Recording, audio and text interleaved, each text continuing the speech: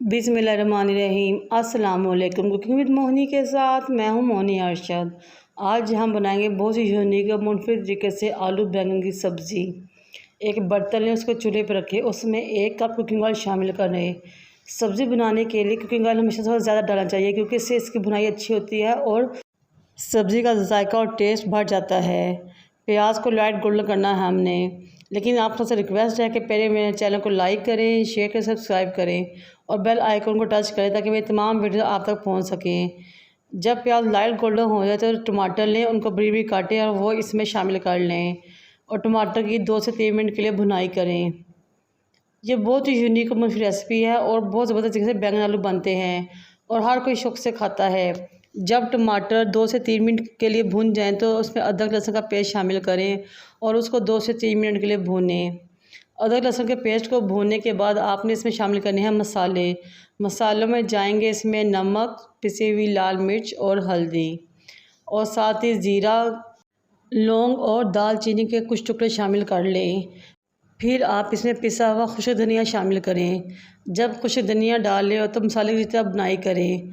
फिर जब तमाम मसाले की जितना बुनाई हो जाए तो आपने इसमें तकरीबन आधी प्याली दही शामिल करना है। दही शामिल करने से बैंगन बहुत खिले खिले बनते हैं और यूनिक सा टेस्ट निकलकर सब्ज़ी का बाहर आता है। लेकिन इस बात का ख्याल रखें, पहले इस मसाले की जितना बुनाई करें और उसके बाद फिर दही शामिल करें। दही शामिल करने के बाद अच्छी तरह दही के पानी को खुश्क करें, दोबारा से मसाले की बुनाई करें। अक्सर बड़े और बच्चे बैंगन की सब्ज़ी शौक़ से नहीं खाते, लेकिन जब आप इस तरीके से बनाएंगे तो हर कोई बहुत शौक़ से खाएगा और बार बार आपसे इस सब्ज़ी के पकाने की फरमाइश करेगा।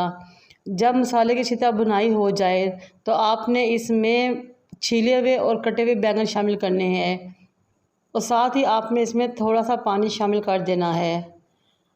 पानी शामिल करने से ये होगा कि बैंगन आराम से पक जाएंगे और नीचे नहीं लगेंगे। बैंगनों को मसाले के साथ मिक्स करें और तकरीबन 10 मिनट के लिए मीडियम टू लो फ्लेम पर ढक कर पकाएं।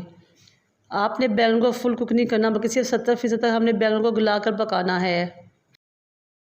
मैंने 1 किलो बैंगन लिए थे और 1 ही किलो आलू लिए थे। अब हम बैंगन को कवर करके पकाते हैं। 10 मिनट बाद हम बैंगन को चेक करेंगे। ये देखें, तकरीबन 70% हमारे बैंगन पक चुके हैं।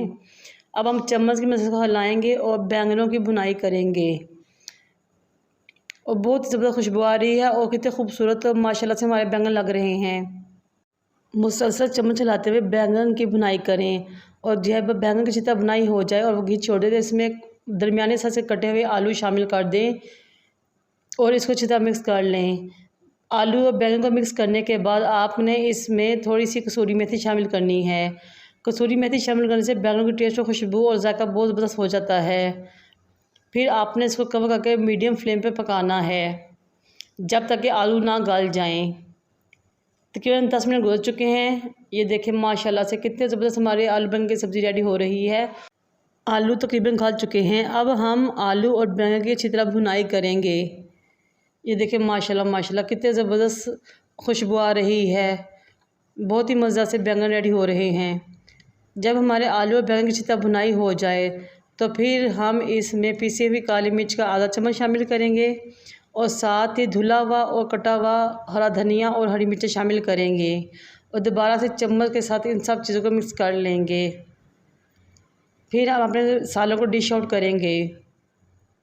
आप इस तरीके से आलू बैंगन बनाएंगे तो यकीन करिए आपका खाने का लुत्फ़ वाला हो जाएगा। मुझे और मेरे वालिदैन को दुआ में याद रखें। अल्लाह हाफिज़।